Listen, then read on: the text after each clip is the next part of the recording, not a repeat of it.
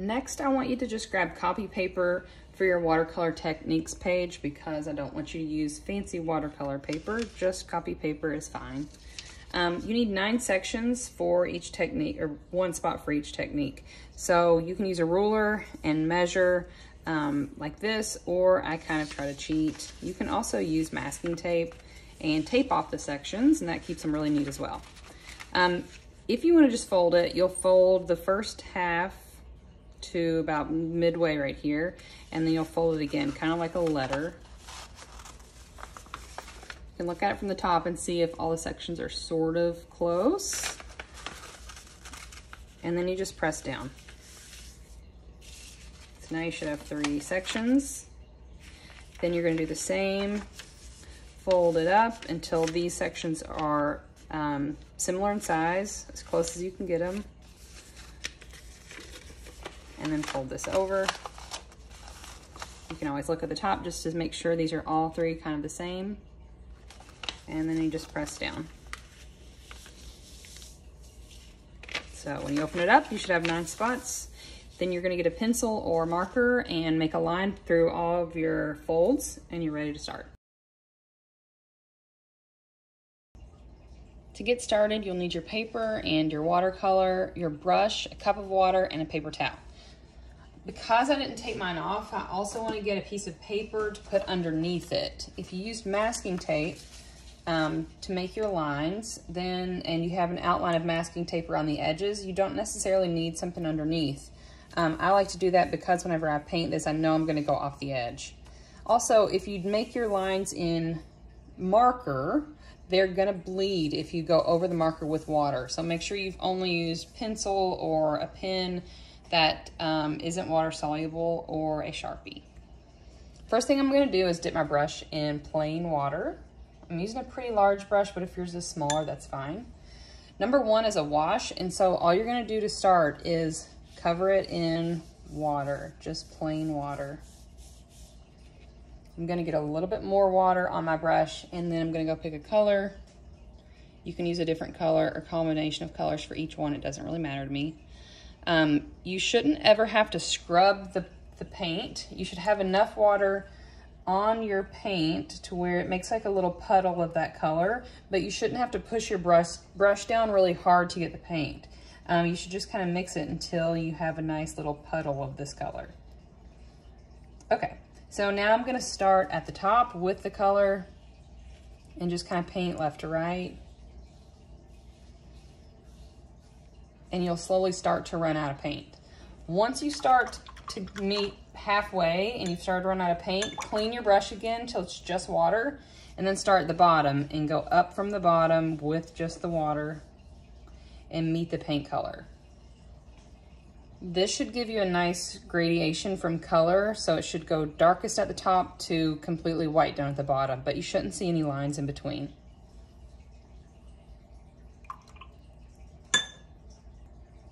Your next technique is called a wash. For that, you start out the same way because you really want smooth, even color. I'm just going to paint my rectangle with water. Dip my brush back in the water, and then you're just going to pick one color, and you want to cover the whole thing just in that one solid color. You want it to be really smooth and no streaks or lines. You shouldn't see any streaks or lines. So I'm holding my brush kind of flat to the surface. I'm not painting with it straight up and down because I want as much surface area of the brush to hit the paper at the same time.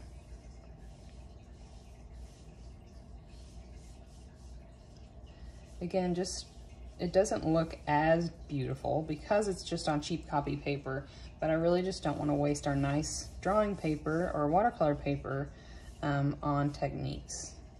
All right, so there we go. My paper's starting to fold and wrinkle a little bit, so I'm gonna let it dry in between this section and number 3, but that's all you need for number 2. Step number 3 is painting over a crayon. So you're just gonna get any kind of crayon that you have. It's best for you to use a really light color or even white. You can draw whatever you want on your picture. And this one really is just a resist because your paint is going to resist your crayon. So dip your brush in water again, choose your color. Make sure that you're adding enough water. And then you just paint right over it, and you can see that the paint is resisting the crayon. If you want, you can also add other colors on top. So go ahead and saturate some of these little watercolors in some water. Some people get a little dropper, like water droppers, and put a few drops of water in all their colors, so all their colors are ready to go when they need them. But make sure you have enough that you're not scrubbing. And then since the color, your background's kind of already wet, you can just kind of add some dots, and they'll start to spread around. It just gives you a little bit of variation in your color. With watercolor, it's really important to remember to clean your brush before you switch to a new color. So for example, somebody didn't clean their brush really well before they went in and got some white, and same for some of the other colors. You're going to lose the purity of your color because the top layer is wet and it's going to mix with whatever color you accidentally added on top. Sometimes you can get paper towel while it's still wet and try to wipe off that color. But if this has been sitting for a long time and all of the paint got saturated with that color mixture, it's going to be really hard to go back to your original color. So make sure your brush is really clean. I don't dry the brush off on a napkin. I just kind of tap it on the side. If it's really holding a lot of water, you can tap it on a napkin. So your next technique is number 4. And so I'm gonna use rubbing alcohol. I've got a little cup that I put rubbing alcohol in right here, and I'm just gonna use a Q-tip. But first you wanna get some color on your page. So you're just gonna make a wash again. Just do your best with our copy paper.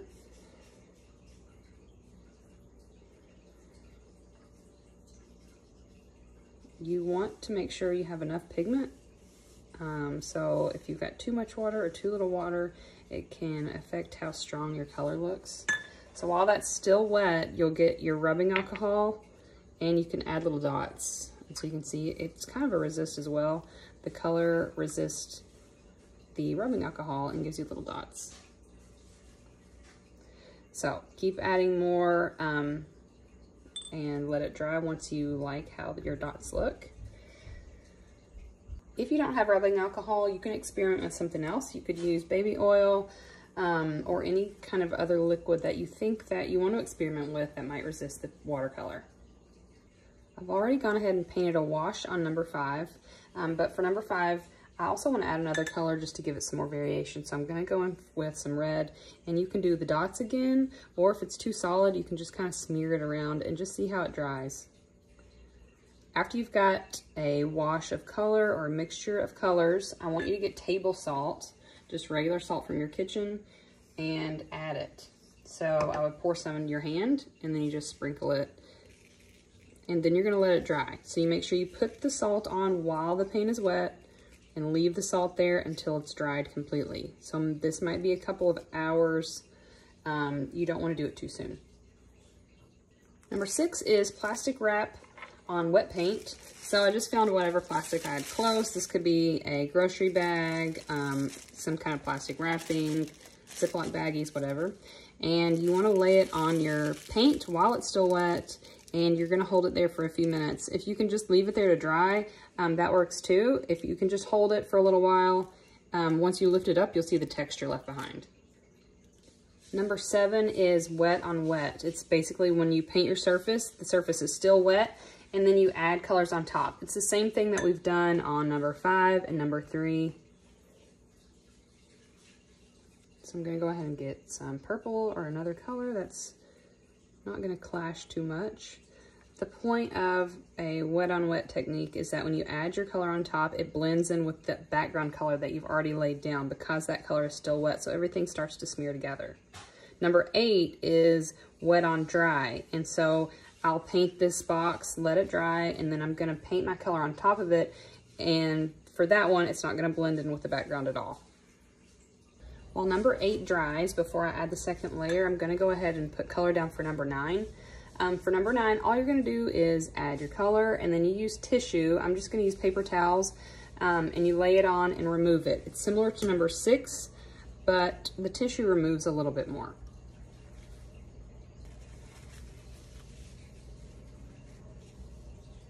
So you press it on and then take it off, and it just removes some of the color. This is great to use if you're gonna do clouds. So if you've painted a nice blue background and you want some really light areas for clouds, you might use tissue to remove some of the color. Now that number 8's dry, I'm gonna go in with some darker color and make my design, and it doesn't blend in as much as number 7 does. And that's it.